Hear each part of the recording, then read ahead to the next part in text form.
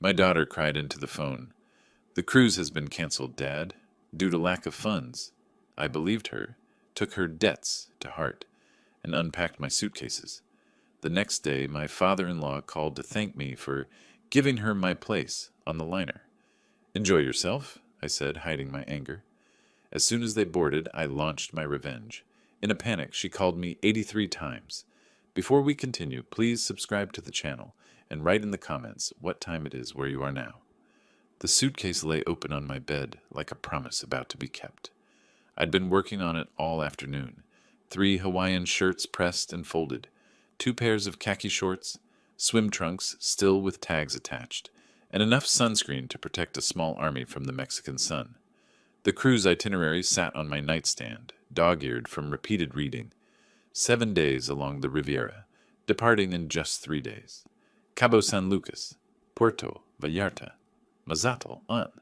Cities I'd only seen in travel magazines and Travel Channel documentaries. I stood over the suitcase with my packing list, checking off items with a blue pen. Formal dinner jacket for the captain's night? Check. Comfortable walking shoes for shore excursions? Check. Prescription sunglasses? Check.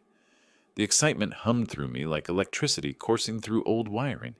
63 years old, and this would be my first real cruise. My first time leaving the country since that college trip to Tijuana back in 1982. My phone rang, the generic ringtone echoing through the quiet house. Alma's name lit up the screen. "Hey, sweetheart," I answered, tucking the phone against my shoulder while folding a linen shirt. "Don't tell me you forgot something important. I've got my list right here if you need to compare notes." Her voice came through tight, strained, different from her usual warmth. "Dad, I need to tell you something about the cruise." I stopped mid-fold, the shirt suspended in my hands. "Everything okay? You're not getting sick, are you? They say seasickness can be pretty rough, but I read that those patches work wonders. We have to cancel." The words tumbled out fast, like she'd been rehearsing them. "Glenn's having some financial issues at work, and we just can't swing it right now." The shirt slipped from my hands onto the bed. My chest tightened. "Cancel? Alma, what happened? Is Glenn all right? Did something happen with his position? Do you need help?" No, we'll figure it out." Her tone shifted, defensive, almost brittle. We can't go." "I'm really sorry, Dad." My disappointment felt heavy, physical, like someone had laid a wet blanket across my shoulders, but I pushed it down where she couldn't hear it. This was my daughter. If she was struggling, my vacation didn't matter one bit. "Hey, don't worry about it. These things happen. Your financial security matters more than a vacation. Way more." "Thanks for understanding." Relief flooded her voice, loosening the tension I'd heard. "I have to go. Dinner's burning on the stove. I'll call you later, okay?" "Of course. Love you, sweetheart." The line went dead before she could respond. I stood there holding my phone, staring at the half-packed suitcase. The cruise brochure rested on top of my folded clothes. Glossy photographs of turquoise water and white sand beaches. Couples walking along pristine shores. I picked it up, running my thumb across the images. The paper felt expensive, substantial. The birthday party flashed through my mind. Exactly 1 month ago, on a warm May evening, Alma had handed me the envelope with those tickets tucked inside. Her smile had been so bright, so genuine, lighting up her whole face. "You deserve this, Dad. We're so grateful for everything you've done for us." Glenn had stood beside her, nodding, his arm around her shoulders. They'd looked so happy, so proud to give me this gift. Other family members had clapped, congratulated them on such a generous gesture. I walked to my desk in the small home office and pulled open the middle drawer. The birthday card was still there, tucked into the cruise documentation folder, alongside the printed itinerary and boarding passes. I lifted it out and read her handwriting again, tracing the words with my eyes. "Thank you for everything, Dad. This is just a small way to show our appreciation. We love you so much. Alma, Glenn, and the kids." My throat tightened, but I swallowed it back. Financial problems happen to everyone. Glenn was a good man, worked hard in commercial real estate. They'd get back on their feet. This was just temporary. We'd reschedule, maybe next year when things stabilized for them. I returned to the bedroom and began unpacking. Each item went back into its proper place. Shirts refolded into the dresser, organized by color and weight. shoes lined up in the closet, formal jacket returned to its garment bag. The methodical action soothed me, gave my hands something purposeful to do. This was just a setback. Temporary. Family came first, always had, and Alma needed to focus on her household finances right now. The cruise documents went into the middle desk drawer, filed neatly behind the birthday card. I closed the drawer with a soft click that seemed too loud in the quiet house. "Next year," I said to the empty room. "They'll figure things out by then." I made myself a simple dinner: grilled chicken breast, steamed vegetables, brown rice. Put on the evening news while I ate at the kitchen table. Went through my usual routine: dishes washed and dried, counters wiped down, coffee pot prepared for morning. But my eyes kept drifting to the calendar on the wall, where I'd circled the departure date in red marker. 3 days from now, I would have been boarding that ship, feeling the ocean breeze, watching Phoenix disappear behind me. I took the marker and drew a single line through the circle. Clean. Final. Decisive. That night, I lay in bed staring at the ceiling fan rotating slowly overhead. The disappointment sat in my chest like a stone, heavy and immovable. But underneath it was something warmer: pride in my daughter for being honest with me, for trusting me enough to admit when things weren't going well financially. That's what family did. We supported each other. We understood. We made sacrifices. I closed my eyes, still believing in her completely. Morning light cut through the kitchen blinds in sharp angles. I sat at the table with my coffee and the newspaper, trying to focus on local news instead of the canceled cruise. The coffee tasted bitter, even with cream. My eyes scanned headlines without really reading them. My phone rang. Unknown number, but local area code. I answered casually. "Hello?" "Clark! Clark Wood!" The voice boomed through the speaker, jovial and loud. "It's Floyd Cranston, Glenn's father. How are you doing?" I straightened in my chair. Floyd. I'd met him maybe 4 times total. Holiday dinners, the wedding, one awkward barbecue. We weren't close. "I'm fine, Floyd. What can I do for you?" "I had to call and thank you personally for this incredible gift." His enthusiasm poured through the phone. "A Mexican Riviera cruise. I've dreamed about this type of vacation for years. Never thought I'd actually get to experience it." My coffee cup stopped halfway to my mouth. Everything inside me went cold and still. "What gift, Floyd?" "Don't be modest now," he laughed, oblivious. "Alma told us how you insisted I take your spot on the cruise." "Dad would want this for family," she said. "He'd want someone to enjoy it." "That's real respect for elders, Clark. You raised her right." The kitchen walls seemed to tilt. My hand lowered the coffee cup back to the table with exaggerated care, like I was moving underwater. "I see," I said. My voice came out flat, empty. "We're flying out tomorrow morning," Floyd continued, still riding his wave of excitement. "Glenn's excited. Alma's been packing all week. The kids are staying with Alma's friend. This is going to be the trip of a lifetime. Enjoy yourself, Floyd." The coldness in my tone finally penetrated at his enthusiasm. "Well, yes, thank you. I just wanted to say how much this means. Enjoy." I hung up. The phone sat on the table in front of me. I stared at it. My coffee grew cold. The newspaper lay forgotten, headlines meaningless. She hadn't canceled the cruise. She'd given my spot to Glenn's father, told him I'd volunteered it, made me look generous while stealing from me. I stood up slowly, walked to my home office, and sat at my desk. My movements felt mechanical, detached. I pulled open the file cabinet beside my desk and removed a folder labeled Second House, Rental Property. The property sat in a decent neighborhood 15 minutes away. 2,000 square feet, 3 bedrooms, built in 1998. I'd bought it as an investment in 2010, thinking I'd rent it out for retirement income. Then Alma got married. She and Glenn needed a place temporarily after the wedding, just until they saved enough for their own down payment. 6 months, maybe a year. I'd handed her the keys, told her not to worry about rent until they were stable. That was 6 years ago. I opened my laptop and pulled up my banking records. The transactions scrolled past, a digital record of generosity that now felt like evidence. $8,500 for Glenn's mother's emergency surgery. Later, I'd seen photos on social media of their new SUV, purchased the same week. Alma, smiling in the driver's seat, caption, reading Finally upgraded our ride. $1,500 for unexpected medical bills. $1,200 for car repairs. $500 here, $800 there. Always with promises to repay next month. Next month never came.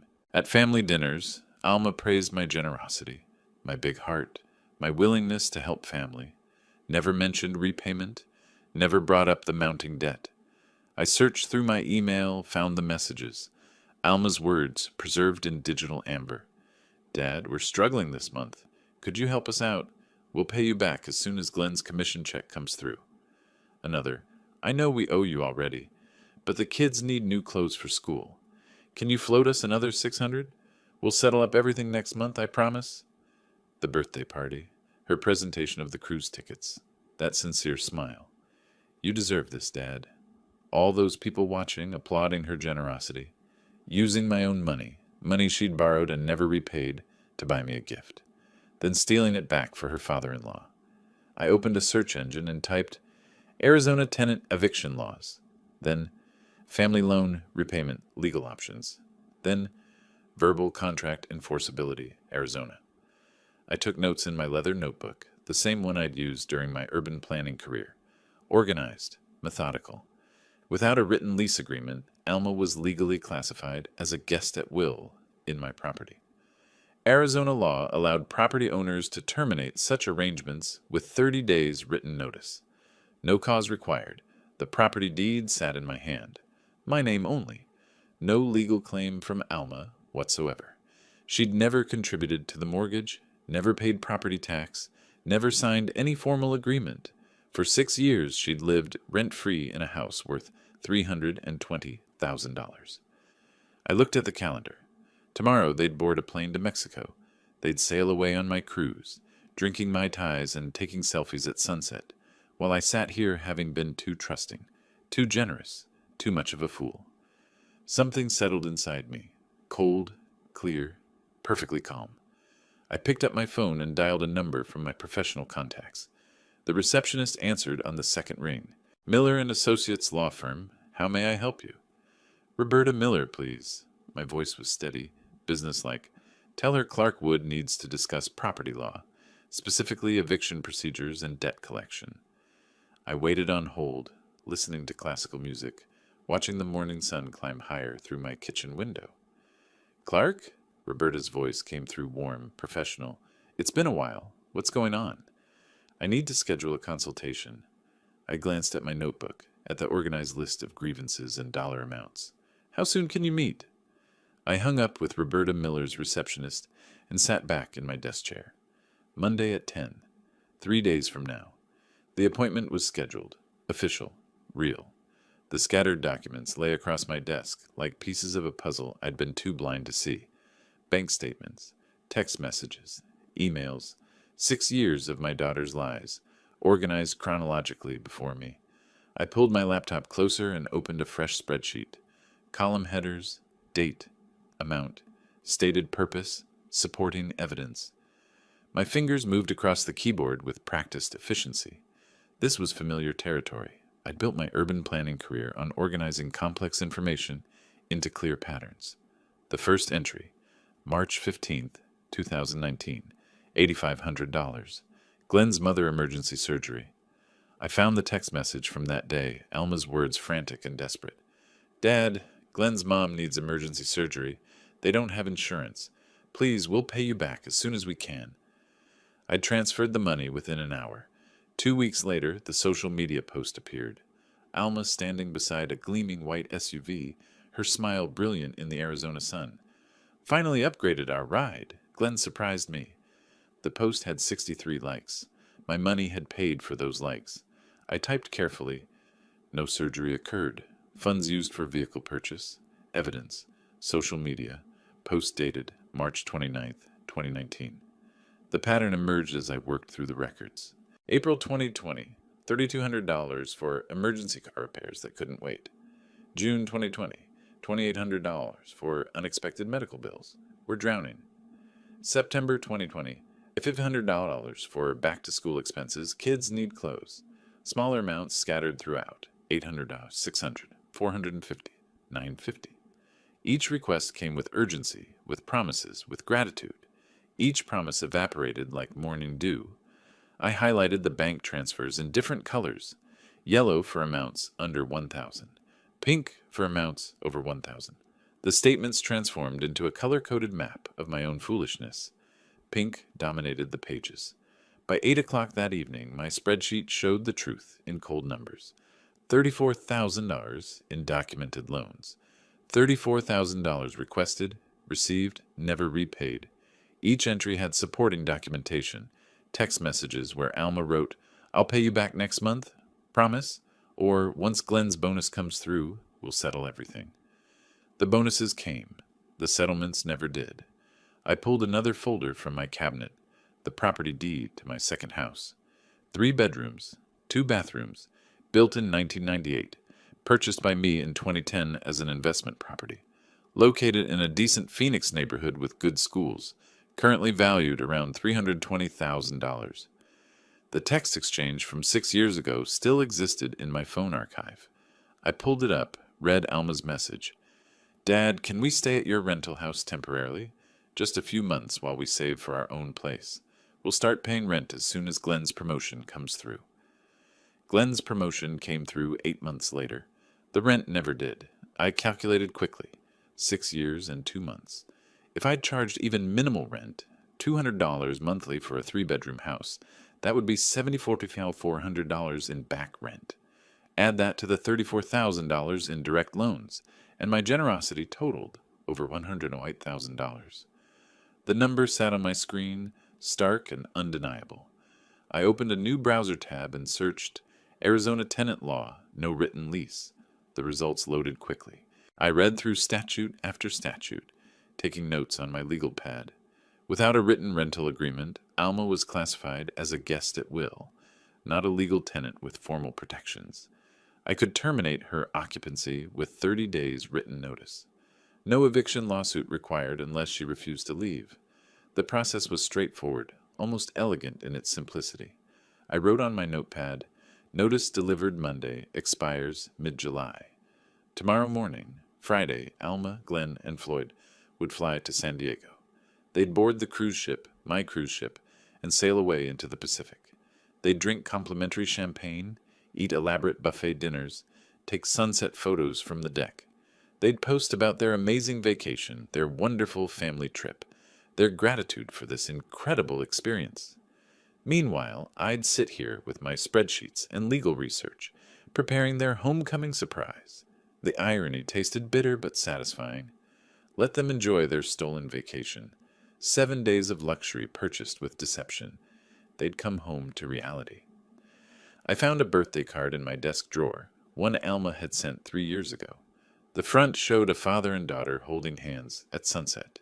Inside, her handwriting, "Thank you for being the most generous father anyone could ask for. I don't know what we'd do without you. Love always, Alma." I read it twice. Generous, the word used to make me proud. Now it felt synonymous with gullible, with foolish, with used. I placed the card face down on my desk and continued working. Near midnight, I checked social media one final time.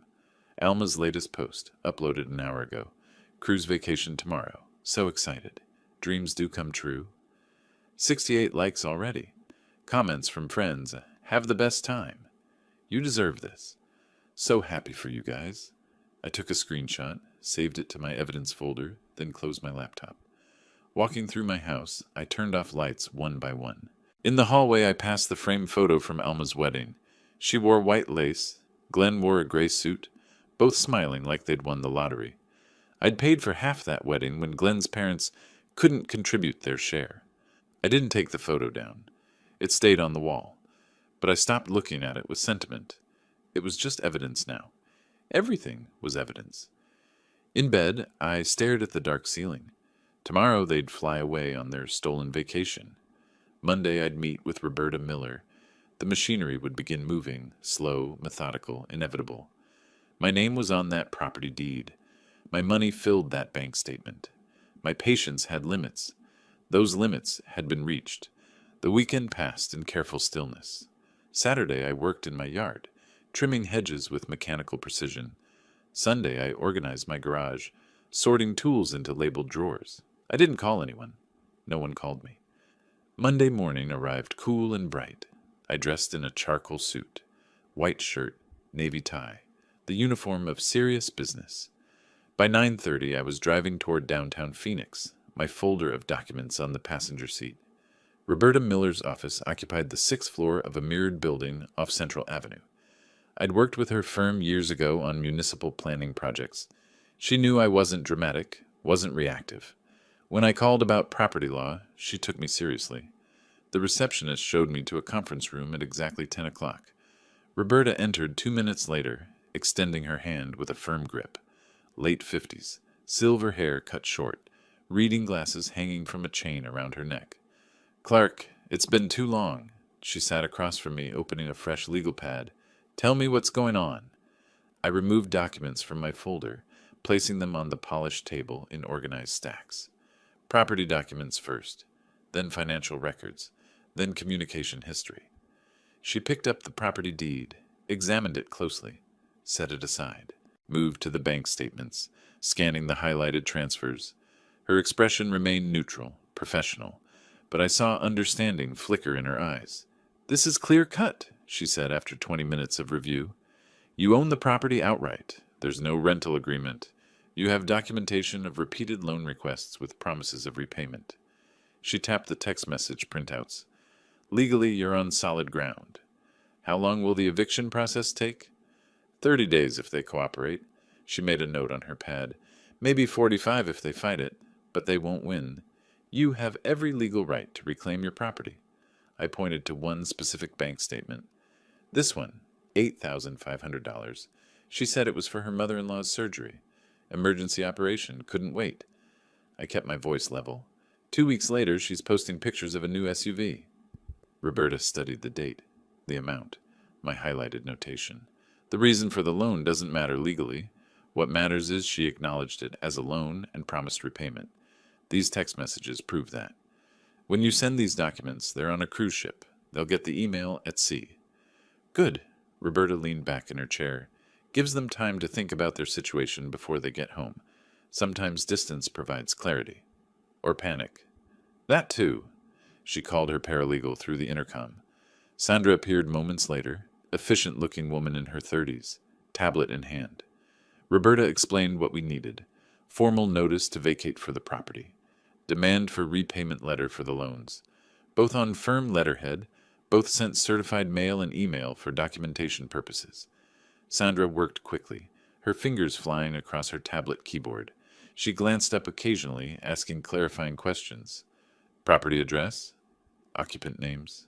Total debt amount?" I provided each answer precisely. No hesitation. Within 40 minutes, Sandra printed documents on heavy law firm letterhead. She prepared certified mail labels, addressed envelopes. She looked up at me, stylus poised over her tablet. "Mr. Wood, can you confirm this email address for your daughter?" She read it aloud. My daughter's email. I'd helped her set it up 15 years ago when she started college. "That's correct." I paused. "Send both documents." "Sending now." I watched the tablet screen over Sandra's shoulder. The email composition window filled with text.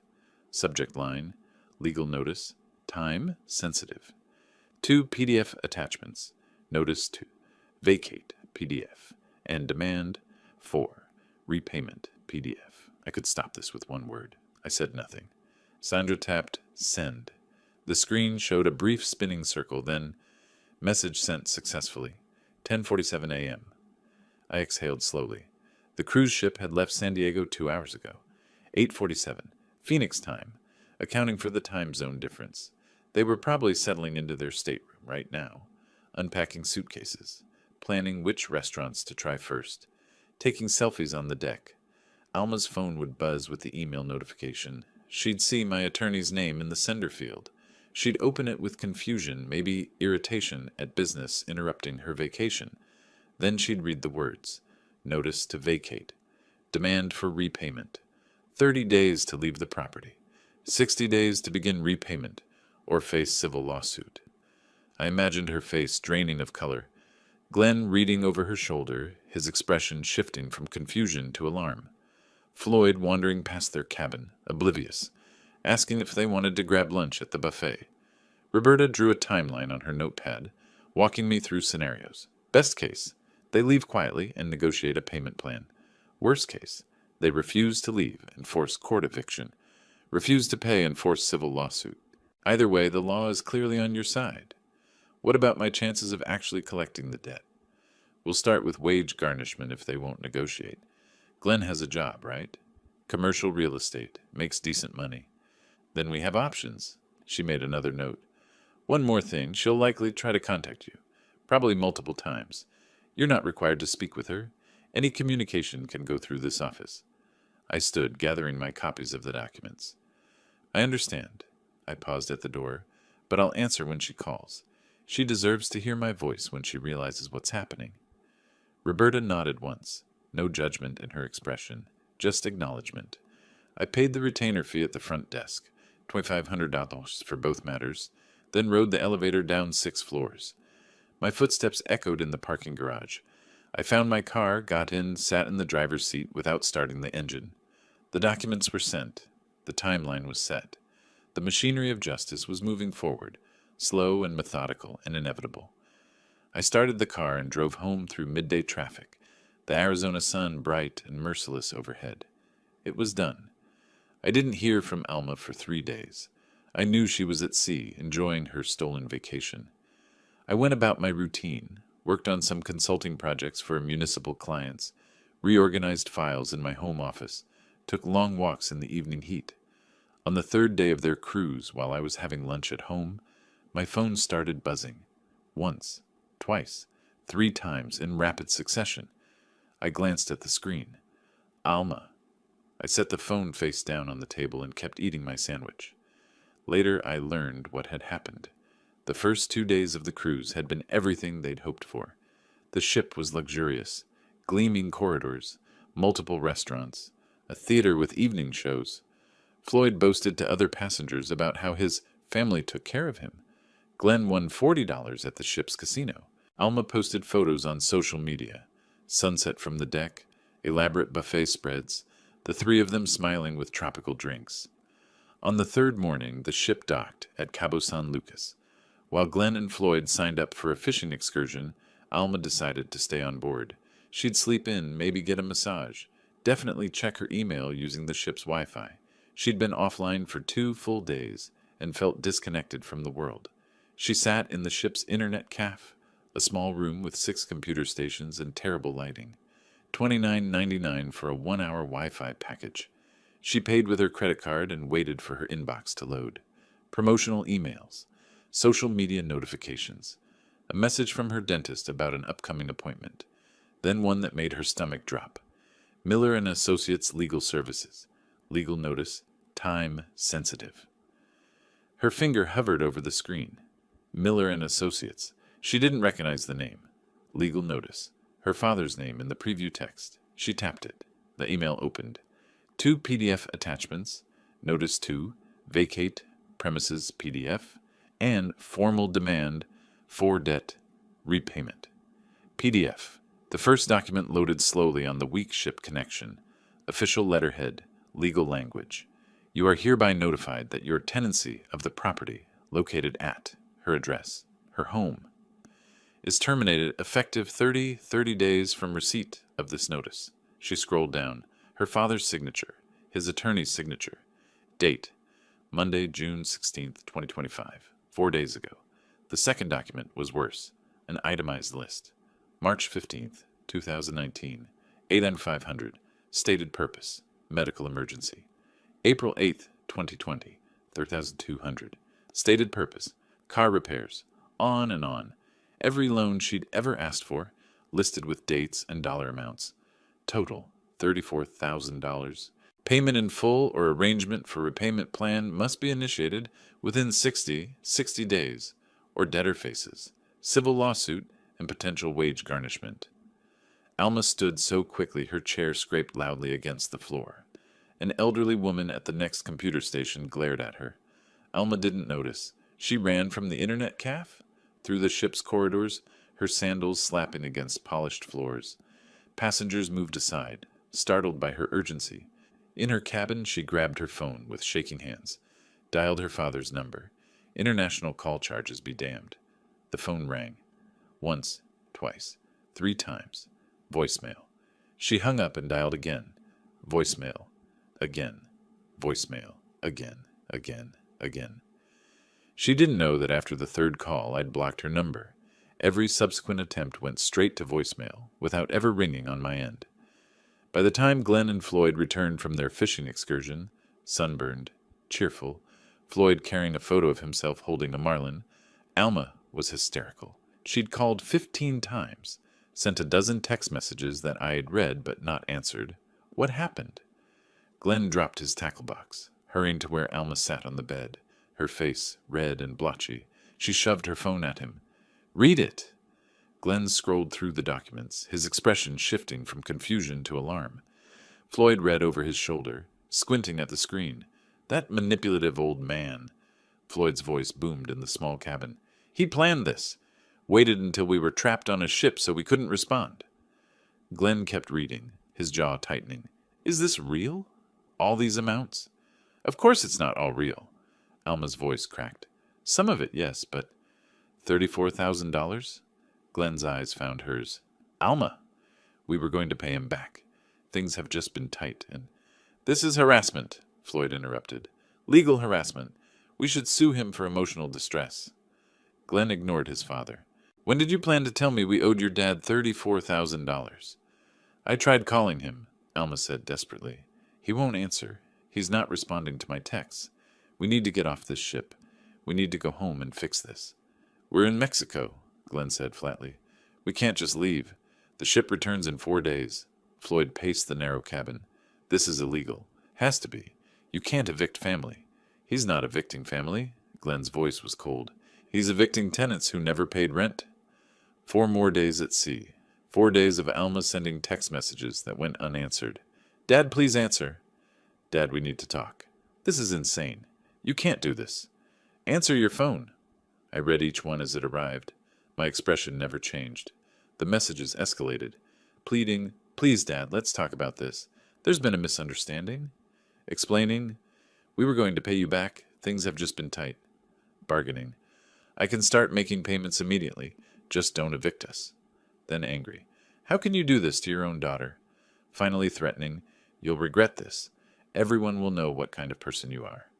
I took screenshots of the threatening messages and forwarded them to Roberta Miller. Then I muted the conversation. The rest of their cruise was miserable. Alma barely ate. Glenn spent hours on the ship's Wi-Fi researching Arizona tenant law, getting conflicting information from legal websites. Floyd alternated between rage and strategy sessions. "When we get back, we'll fight this properly. Get our own lawyer." Other passengers noticed their tension. The family that had been so happy, so celebratory, was now huddled in corners having urgent whispered conversations. They skipped evening shows, left dinners early. The dream vacation had become a floating nightmare. Meanwhile, I went to the gym, cooked healthy meals, met a friend for coffee, slept soundly. The machinery was in motion. Nothing they said or did from a cruise ship in Mexican waters would stop it. They returned home on a Sunday evening. I knew their flight schedule. I'd seen it on the original cruise itinerary. I imagined them driving through Phoenix at sunset, the city lights spreading out below the mountain preserve, Alma staring out the window with dread. I was in my backyard watering tomato plants when my phone rang. 7:45 p.m. Alma's number. I'd unblocked it that morning, knowing this call would come. Let her think I'd been ignoring her all week simply by choice. I let it ring 4 times before answering. "Hello, Alma?" "Dad." Her voice was raw, exhausted. "We need to talk. We just got home. There's the house. There's certified mail taped to the front door." I'd known about that. The certified letters had been returned to Roberta Miller's office after delivery attempts failed. No one home to sign for them. Standard procedure. Tape them to the door. Everything documented, everything proper. "Yes," I said. "Those are copies of the documents you received electronically." "Dad, please, can we come over? We need to talk face to face." "No." The single word hung between us. "What do you mean, no? I'm your daughter." "And you stole from me," I said calmly. I walked inside, closing the patio door behind me. You lied to me repeatedly. You took my cruise and gave it to Glenn's father. We don't need to meet face to face. You need to contact my attorney. How can you do this to me? You're throwing your own daughter out on the street. I sat in my living room chair, looking at the framed photos on my bookshelf. Alma at her high school graduation. Alma at her wedding. Smiling, grateful, loving daughter. You have a job. Glenn has a job. You'll find another place to live. You've had 6 years of free housing. That's ended. And because of one cruise? One thing and you destroy my life? Not one thing. My voice stayed level. 6 years of things. The cruise was simply the clearest example of what you think of me. I'll pay you back, I promise. Just don't do this. Your promises don't mean anything anymore, Alma. You have 30 days. Contact my attorney if you need clarification. Dad, please. She was crying now. I made a mistake. I'm sorry. Give me another chance. I looked out my window at my garden, at the roses I'd planted last spring. You made your choice when you gave my cruise spot to Floyd. I'm making mine now. I pressed the red button. The call ended. I set my phone on the side table and returned to my book. At Alma's house, my house, the scene was different. Alma threw her phone across the room. It bounced off a couch cushion and landed on the carpet. Screen intact, but her frustration unspent. She collapsed onto the couch, pulling a throw pillow against her chest, sobbing. Glenn sat beside her, saying nothing. What could he say? Floyd paced, muttering about heartless old men and legal battles. After 20 minutes, Glenn stood and retrieved his laptop from their bedroom. He opened it at the kitchen table and began typing searches. 3-bedroom house, rent Phoenix, Arizona. Arizona tenant rights without lease. Eviction notice response options. The results were clear and consistent. Without a lease agreement, they had no legal leg to stand on. 30 days was generous. Arizona law allowed property owners to terminate at-will tenancy with as little as 10 days' notice in some circumstances. We need to focus on the practical, Glenn said, his voice cutting through Alma's sobs and Floyd's rants. We have less than 26 days to find a place and move. This is what he wants. Floyd jabbed a finger toward nothing in particular. He wants you to roll over. He wants us out of his house, Dad, and legally he can have that. Glenn's exhaustion showed in every word. Fighting costs money we don't have and time we don't have. Alma lifted her head. How much do we need? To move? Glenn had already calculated it. 5,000, maybe 6. First month's rent, security deposit, truck rental, utility deposits at a new place. He paused. Plus application fees. Plus paying someone to help us move heavy furniture. We don't have that, Alma whispered. I know. Glenn met her eyes. We'll figure something out. Credit cards. Maybe a personal loan. We don't have a choice. We have savings, Alma said desperately. $2,800. That covers maybe half of what we need, and then we're broke. Glenn's fingers moved across his laptop keyboard. Rental applications require proof of income. First month, last month, security deposit. Some places want all 3. We're looking at $2,600 to $2,800 a month for a 3-bedroom in a decent area. The numbers were crushing. They'd lived rent-free for so long that budgeting had become abstract. Glenn's income paid for car payments, insurance, their children's activities, groceries, dinners out. Alma's income went to shopping, household items, savings, except the savings rarely accumulated because there was always something they needed. What about the $34,000? Floyd asked. Can't you just ignore that? No. Glenn pulled up one of the legal websites he'd found. If we don't respond to the debt demand within 60 days, he can file civil suit. Once he has a judgment, he can garnish wages, place liens on any property we acquire, damage our credit for years. So we're supposed to find $6,000 to move and start paying him back. Alma's voice rose. How? Glenn closed his laptop. I don't know yet, but we have 3 weeks to figure it out, so we need to start now. He opened a notebook and wrote a header. Plan. Below it, numbered items. 1. Find rental property. Budget $2,600 month max. 2. Apply for personal loan or increase credit card limits. 3. Schedule moving truck. 4. Start packing. 5. List furniture we can sell to raise cash. 6. Contact Dad's attorney about debt repayment plan. Alma watched him write. You're really going to negotiate with him? After what he's doing, he's within his legal rights. Glenn's pen didn't stop moving. Being angry doesn't change that. We respond professionally and hope for reasonable terms. Reasonable? Floyd's voice dripped contempt. There's nothing reasonable about this. Glenn looked at his father directly. You know what's not reasonable. Living in someone else's house for 6 years without paying rent. Borrowing $34,000 and never paying it back. Lying about medical emergencies to fund car purchases. His voice stayed calm, but something hard had entered it. Clark isn't being unreasonable. We were. The room went silent. Floyd sat down heavily. Alma stared at Glenn like she didn't recognize him. Glenn returned to his notebook, adding more items to the list. The only sound was his pen scratching paper and the hum of the refrigerator. Outside, the Phoenix night had fully settled. Somewhere across the city, in a different house, I was reading my book in peaceful quiet. The machinery continued its work. 2 days after they returned from the cruise, Alma made an appointment with an attorney. Not my attorney, her own. I learned about this later through Roberta, who received a call from Marcus Chen's office requesting copies of the eviction documents. I wasn't concerned. The law was clear, and all my documentation was in order.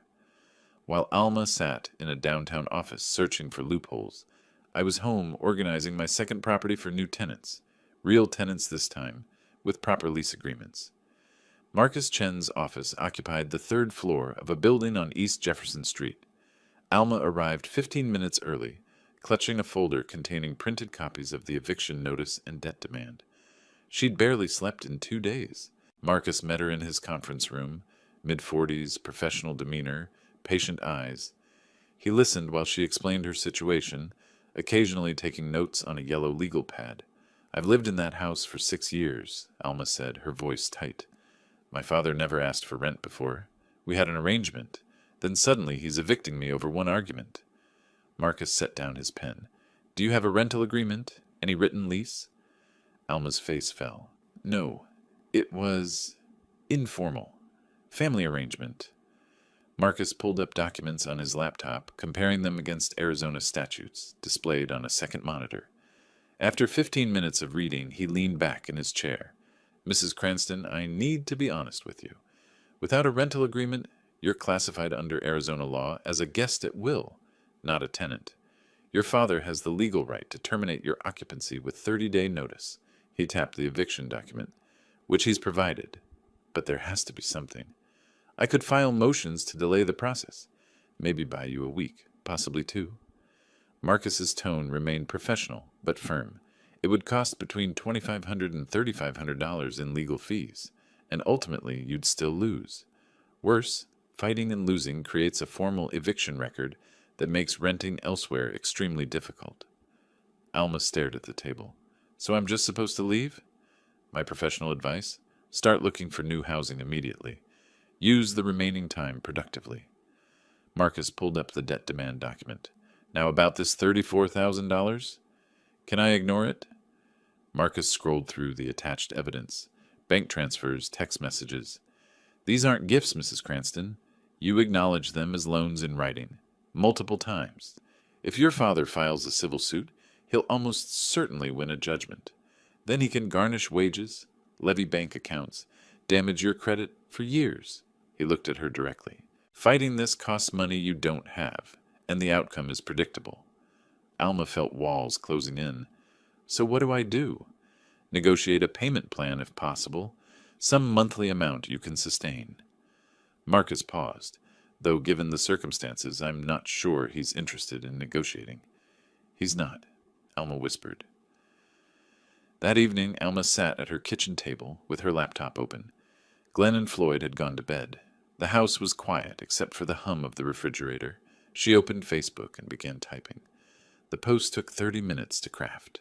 She wrote about a heartless father evicting his daughter and grandchildren over one disagreement, about years of family loyalty being thrown away, about elderly parents who forget what family means. She didn't mention the free housing, the unpaid loans, or why her father was angry, just selective facts arranged to paint him as the villain. Her finger hovered over the post button. She clicked it. Then she shared the post to 3 Phoenix community groups. Within an hour, comments appeared. Some of Alma's friends expressed shock. That's terrible. How can a father do that? Praying for you. But others asked questions. Why were you living in his house? Were you paying rent? What was the disagreement about? A woman who'd worked with me on a municipal project commented, I know Clark Wood professionally. He's one of the most reasonable people I've met. There's always two sides to these stories. Floyd added his own comment. Manipulative old man thinks he can control everyone. This is what happens when people get bitter and small. His aggressive tone backfired. Several people responded with variations of, Wait, you're the father-in-law. Aren't you living in the Cruz situation? Alma refreshed the page obsessively. The support she'd hoped for wasn't materializing. Instead, uncomfortable details were emerging through questions she couldn't answer without revealing more truth. By midnight, the post had 73 comments and was becoming a debate rather than the rallying cry she'd intended. The next morning, Roberta emailed me a screenshot. Thought you should see this. Want to respond publicly or pursue defamation? I read the post once. Alma had been careful. No outright lies. Just strategic omissions. I replied to Roberta. No response needed. Public opinion doesn't change property law. I didn't comment. Didn't defend myself. Didn't engage. A neighbor mentioned it to me at the grocery store. Saw something about you online. Everything all right? Family matter, I said. Being handled properly. That was all. Alma checked her Facebook post compulsively over the following days. She responded to supportive comments, ignored critical ones, deleted a few that were too pointed, but the narrative kept fragmenting. People who knew me defended my character without directly contradicting her. People who didn't know either of us asked logical questions that exposed holes in her story. By the third day, the post had run its course.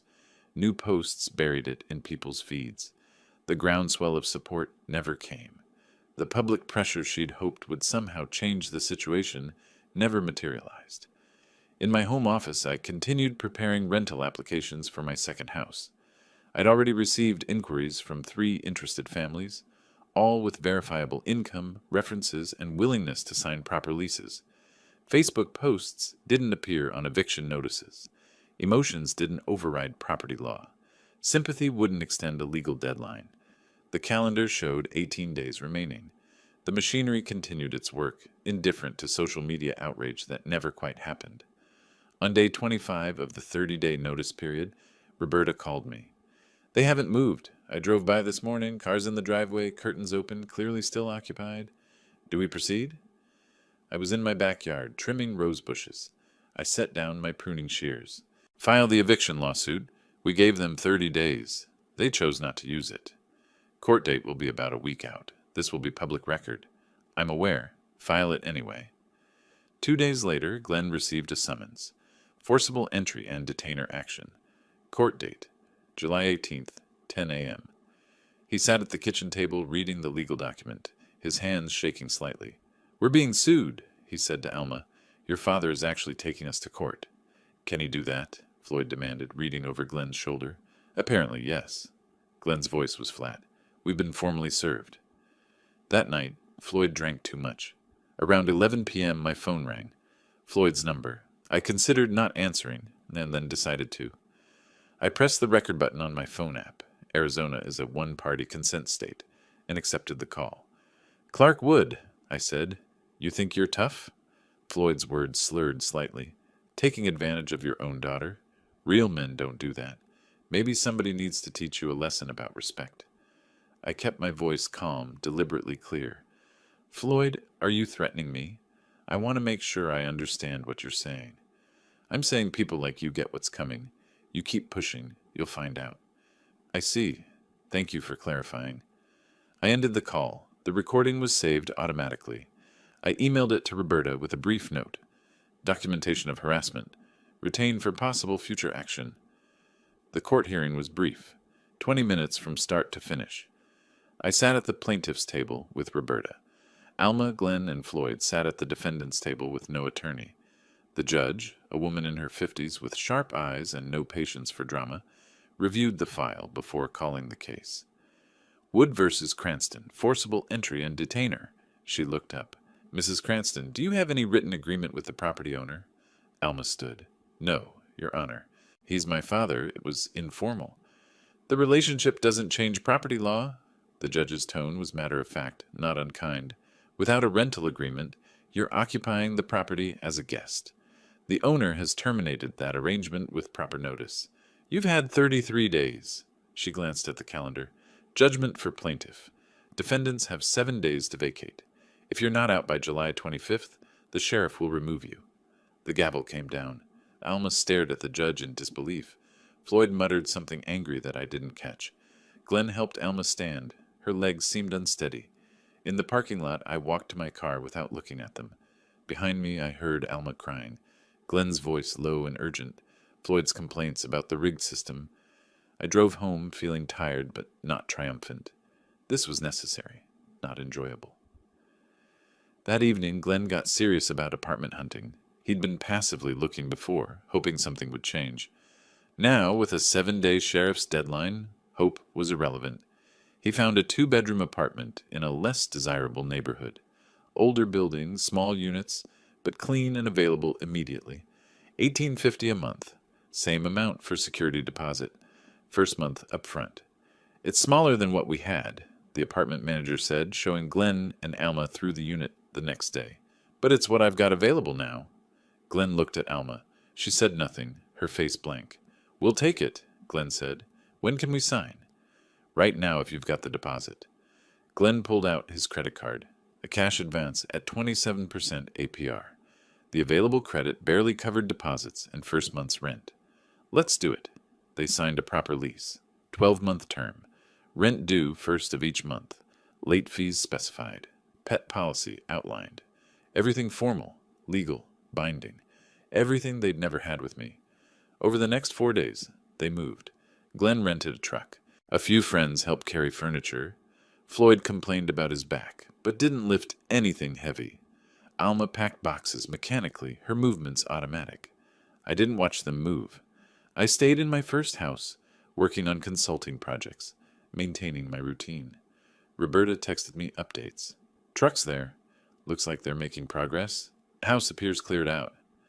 On July 24th, Glenn called me. The first time we'd spoken directly since this began. The house is empty, he said. His voice was exhausted. We're out. Keys are on the kitchen counter. Thank you for letting me know. The debt, Glenn said. The $34,000. We can't pay it all. But I want to set up a payment plan. Something manageable. I leaned back in my chair. This wasn't Alma calling.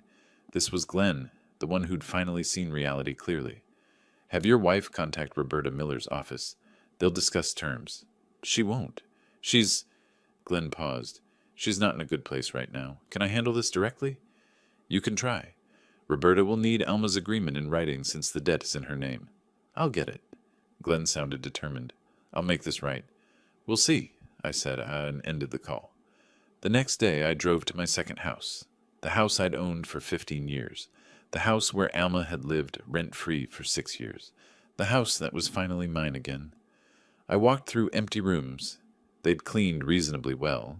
Some minor damage, scuff marks on walls, scratches on hardwood floors. Nothing major, nothing worth pursuing. In the living room, afternoon light streamed through windows they'd left open. The house felt different, lighter, mine. I stood in the silence, keys in my hand, and exhaled slowly. The eviction was complete. The property recovered. The legal precedent established. One phase ended. Another, the debt collection, was just beginning. 6 days after the judge's ruling, they moved out. I didn't go to the house that day. I didn't want to see Alma's tears or Floyd's glares. Didn't want any dramatic final confrontation. I stayed home, working in my garden, occasionally checking my phone for Roberta's text, confirming they'd left. It came at 4 p.m. Property vacated. Keys left on kitchen counter. I waited another hour before driving over to inspect what they'd left behind. The house felt hollow when I entered. Empty rooms echoed my footsteps. Most furniture was gone. Alma had taken pieces I'd given her over the years, which I'd expected. The living room where her children had played showed rectangular impressions in the carpet where furniture had stood. Darker patches marked 6 years of occupation. I walked through systematically, phone in hand, photographing each room. Missing items caught my attention. The coffee table I'd bought specifically for this house, some framed artwork from the hallway, various kitchen utensils, bathroom towels, light bulbs removed from fixtures, small acts of petty revenge, totaling maybe $200 or $300 in value. Not worth pursuing. In the master bedroom, I opened the closet. Empty hangers. A single sock forgotten in the corner. I photographed the space, made notes on my phone. Carpet cleaning required. Paint touch-ups in hallway. Minor repairs to closet door. The house was structurally sound. It would rent easily once cleaned. I stood in the empty living room as afternoon light slanted through western windows. For 6 years, this space had housed my daughter's family. Birthday parties, holiday dinners, children growing, all of it happening while I paid the mortgage, the property taxes, the insurance, the maintenance costs. I felt nothing but relief. The house could breathe again. I locked up and drove home, already reviewing the 3 rental applications Roberta had forwarded. Proper tenants this time, background checks, employment verification, legal lease agreements. No more family favors. 1 week after the move-out, Roberta sent Alma the formal debt repayment demand via certified mail and email. The letter was clear and professional. $34,000 owed, itemized list of loans with supporting documentation attached, 30 days to respond with payment plan or full payment. Failure to respond would result in civil lawsuit. Alma received it on a Tuesday morning. She sat at the small kitchen table in her cramped 2-bedroom apartment, reading through the pages. The itemized list looked brutal in black and white. $8,500, $3,200, $2,800, plus multiple smaller amounts. Each entry included the date, bank transfer record, and screenshots of her own text messages promising repayment. The evidence was undeniable. She set the letter face down on the table, walked to the kitchen drawer, and filed it away. "What are you going to do about it?" Glenn asked that evening. "He's bluffing. He got his house back. He made his point. He won't actually sue." Glenn looked at her for a long moment. "Alma, I don't think—" "He won't sue his own daughter. I know him. This is just intimidation." Glenn was too exhausted to argue. They ignored the demand. 30 days passed. I met with Roberta in her office on a Wednesday morning. She had all documents prepared. She'd been ready for this outcome for weeks. "File the lawsuit," I said. She nodded, opened her laptop, and began the electronic filing process. I watched over her shoulder as she uploaded documents. Bank transfer records, text message screenshots, emails, the unanswered demand letter. The filing fee was $349. I paid it without hesitation. The confirmation appeared on screen. Case filed successfully. Civil action for debt collection. Case number CV-205 08547. Court date August 28, 2025, 9:30 a.m. "Done," Roberta said.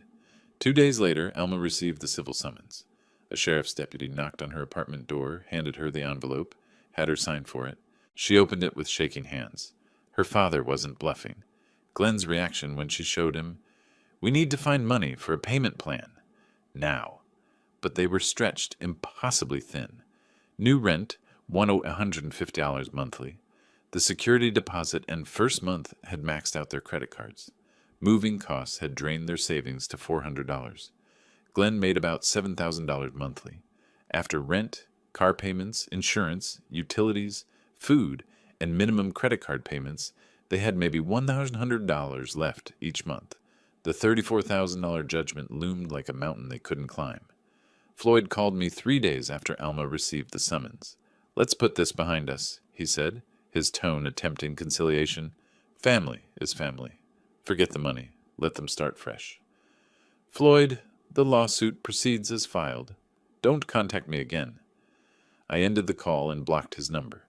2 days later, he showed up at my house. I watched from my living room window as he parked in my driveway, walked to my front door, and knocked. He waited. Knocked again.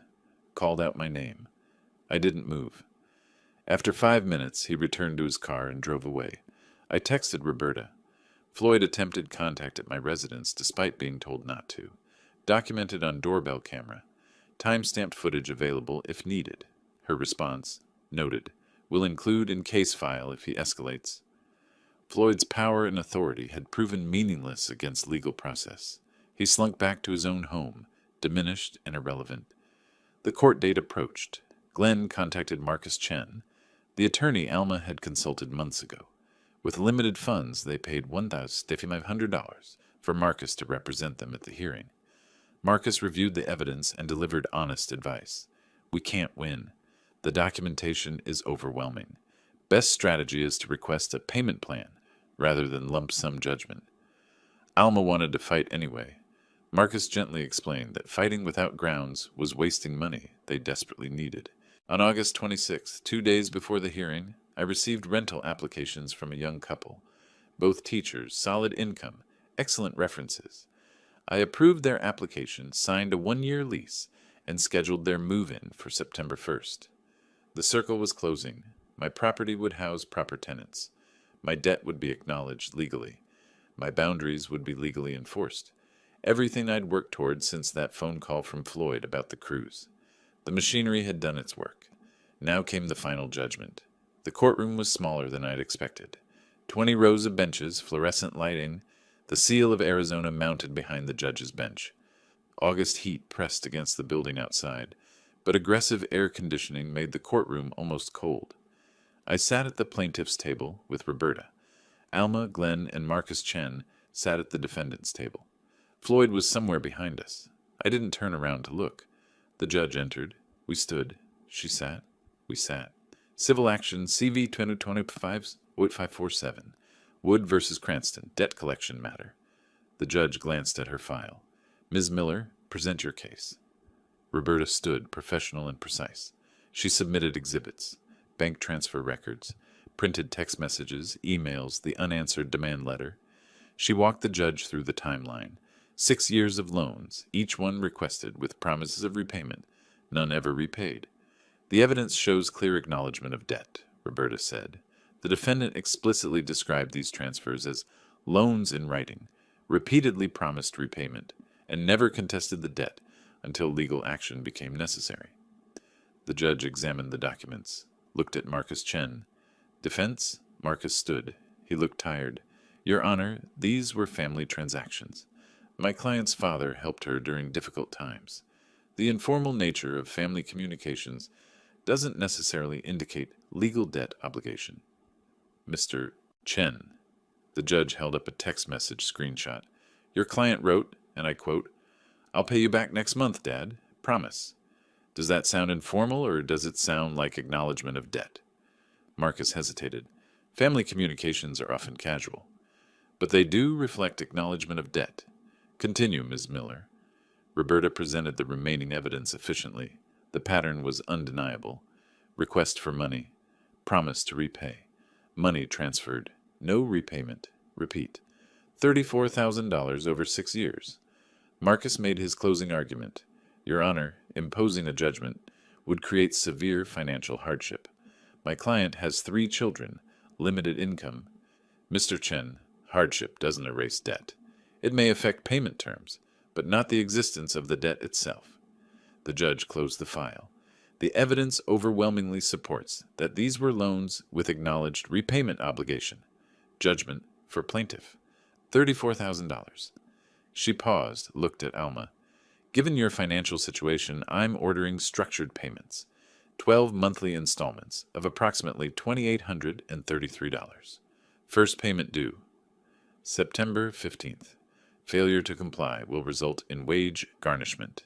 The gavel struck. It was over in 23 minutes. Outside the courtroom, we waited for the elevator. Alma stood 10 feet away, staring at nothing. Glenn talked quietly with Marcus Chen. Floyd muttered angry words I couldn't hear. The elevator arrived. We all entered, separate groups in the same small space. The doors closed. I looked at Alma. She looked at the floor. I'm not cruel, Alma, I said quietly. I just stopped being your free resource. Maybe someday you'll understand that boundaries aren't punishment. They're necessary. She didn't respond, just looked at me briefly, then away. The elevator opened. I stepped out first, Roberta beside me. We walked across the lobby and into the Phoenix heat without looking back. In the parking garage, as Glenn unlocked their car, Alma finally spoke. $2,800 a month. For a year. How are we going to do this? We'll figure it out, Glenn said. We have to. From the back seat, Floyd started. This is ridiculous. You could appeal. Dad, stop. Glenn's voice was sharp, final. Just stop. We lost. It's over. Floyd fell silent. For once, he had no response. That evening, I sat on my back patio, watching the sunset paint the Phoenix sky in shades of orange and purple. My phone rang. Roberta. First payment posted today, she said. Full amount, on time. They're complying with the judgment. Good. I felt something release in my chest. That's all I wanted, not free money, but accountability. How are you feeling about everything? I considered the question. Peaceful, like I finally set down something heavy I'd been carrying too long. You did the right thing, Clark. I know. We said goodbye. I set my phone aside and returned to watching the sunset. The next week, new tenants moved into my second house. The young teachers, excited, grateful, professional. They signed their lease, paid their first month's rent and security deposit, took their keys with genuine appreciation. I showed them how the thermostat worked, explained the sprinkler system for the front yard, gave them my contact information for maintenance issues. Thank you so much, the wife said. We've been looking for months. This is perfect for us. Glad it worked out, I said.